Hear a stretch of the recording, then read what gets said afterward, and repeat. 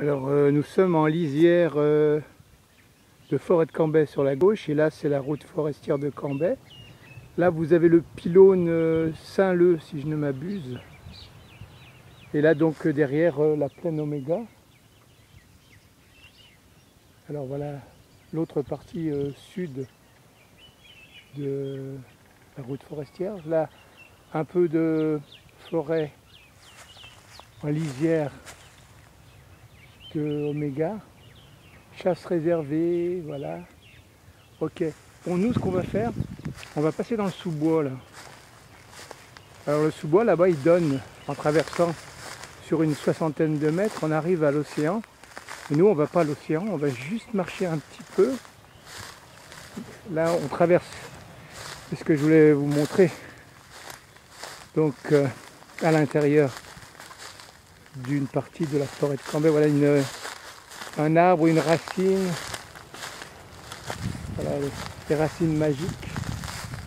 Voilà, c'est assez pourri, mais voilà, c'est une racine, un arbre coupé. Là, on a la racine donc. Et alors au sol, pas mal de feuilles. Et ils ont quand même nettoyé, hein. Les eaux et forêts ont nettoyé le site. Donc le sol est lisse, bon, jonché de feuilles, mais lisse. Alors nous allons faire une petite avancée là, dans le sous-bois peu usité. Là, quelque part, nous avons la route forestière de Cambrai qui est utilisée par quelques gens, comme on peut le voir plus ou moins par ici. Et nous, on coupe au milieu. Là, il y a le sentier littoral, voilà, par là-bas, qui longe l'océan. Mais nous, on est au milieu. La troisième voie, c'est ni le plan A ni le plan B, mais c'est le plan C. Voilà.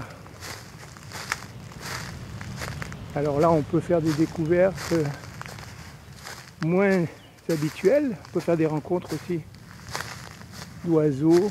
Il y a beaucoup de pigeons qui vivent sous ces sous-bois là. Il ne faudrait jamais oublier de regarder en l'air.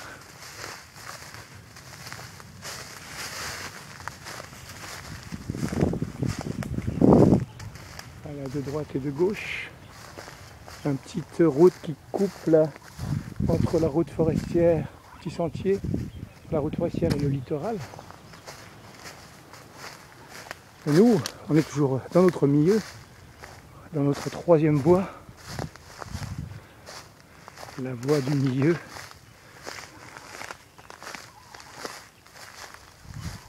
Les petits pigeons des bois.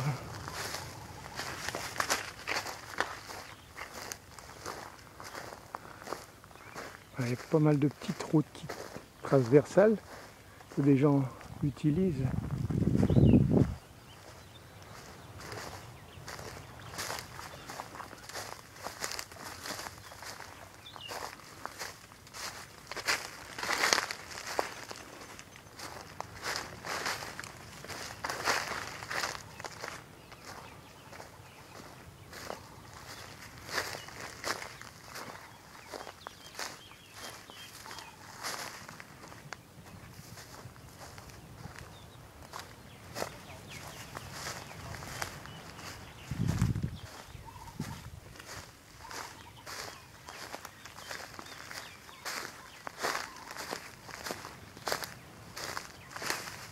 Voilà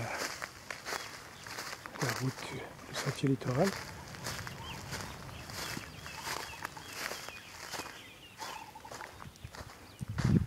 À mon avis, on dirait que certains propriétaires sont en train d'étudier le terrain. Allez, on essaie de se faufiler au milieu de cette embrouillis amis de vieilles branches. Il faut se méfier de ne pas se transpercer le pied avec des épineux. Ça couperait court à la suite de la marche. Il y en a encore pour 5 petites minutes normalement.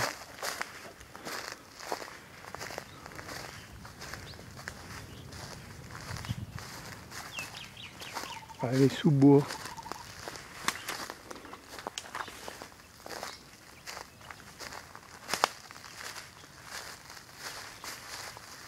On zigzag.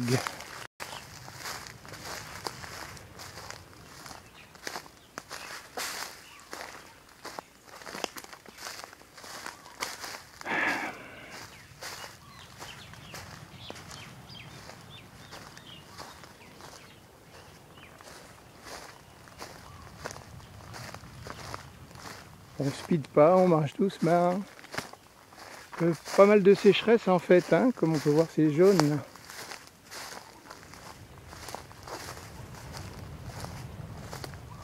Ouais, ça c'est jaune. Ça semble dangereusement quand ça prend feu ça. Il y a tous ces vieilles branches.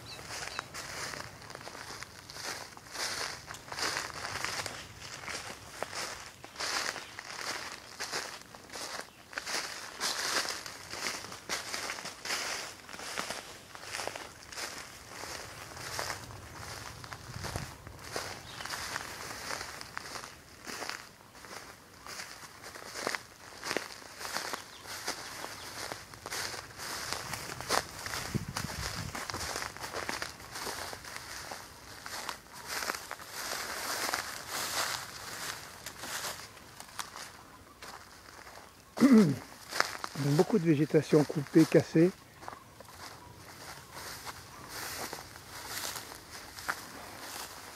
Là on dirait qu'il y a des traces au sol. Je sais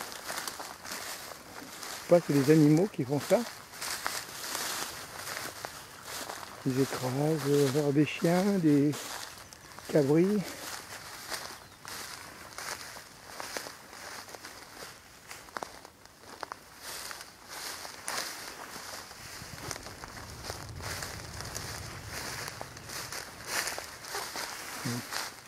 Des enfoncements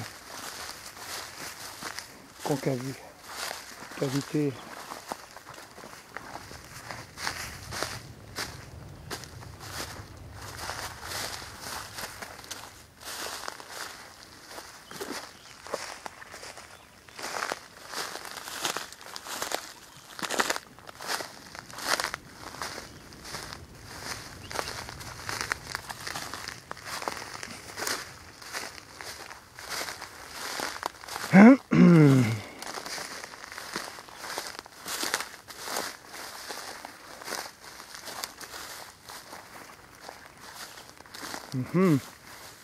Alors la suite de l'histoire, c'est en fait je vais arriver au Choca là.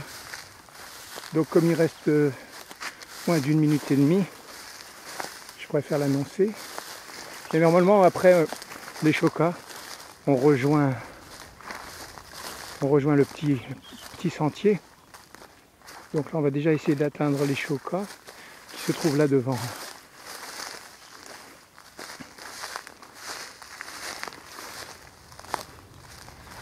On va couper au milieu des Chocas.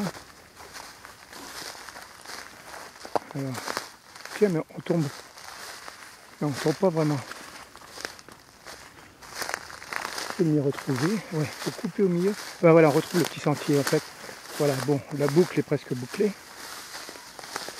Pour la peine, on fait un petit halte sur les fruits du Choca là. Voilà, en fait, voilà le Choca. Comme ils ont tout renettoyé, on ne reconnaît plus trop les endroits. Voilà, donc en fait là, en allant tout droit, et à gauche, je retombe sur l'océan, c'est ce que je vais faire. Mais on ne le verra pas dans cette vidéo-ci. Donc on avance un peu.